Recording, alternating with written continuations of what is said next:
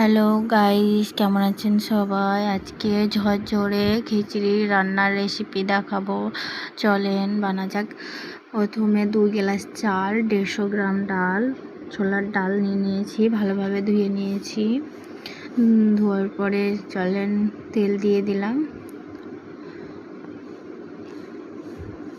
2টো শুকনো লঙ্কা, 2টো তেজপাতা দিয়ে দিলাম, ভালোভাবে ভেজে নেব। একটু গোটা জিরে দিয়ে দিব, পেঁয়াজ কুচি দিয়ে দিলাম, ভালোভাবে লাল লাল করে ভেজে নেব। ভাজানো হয়ে গেলে ধুয়ে রাখা চালটা দিয়ে দেব। ধুয়ে রাখা চালটা দিয়ে দিব এবার পুরোটা।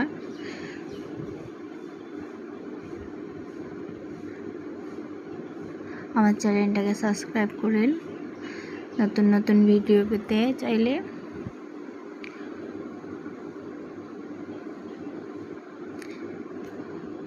হলুদ গুঁড়ো,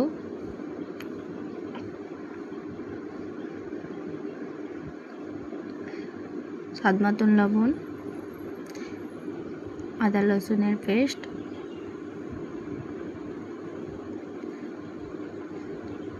ভালোভাবে নেড়ে নিতে হবে। নাড়াচাড়া করে তখন একটু কষিয়ে নিতে হবে।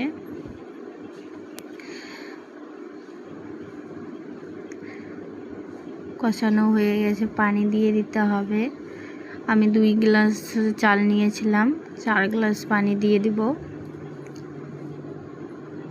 আপনি মাপের চালটা নেবেন, চালটা যেটাই মাপ করবেন সেই অনুযায়ী মানে ডবল পানিটা লাগবে। 4টে কাঁচা লঙ্কা দিয়ে দিলাম, হাফ চা চামচ চিনি দিয়ে দিলাম, স্বাদ বাড়বে।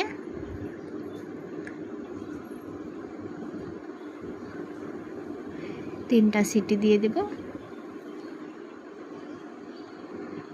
এই তো আমার তৈরি ঝরঝরে খিচুড়ি।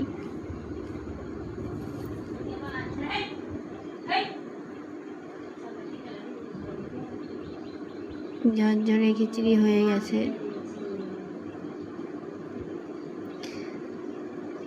ঘি দিয়ে দেবেন শেষে।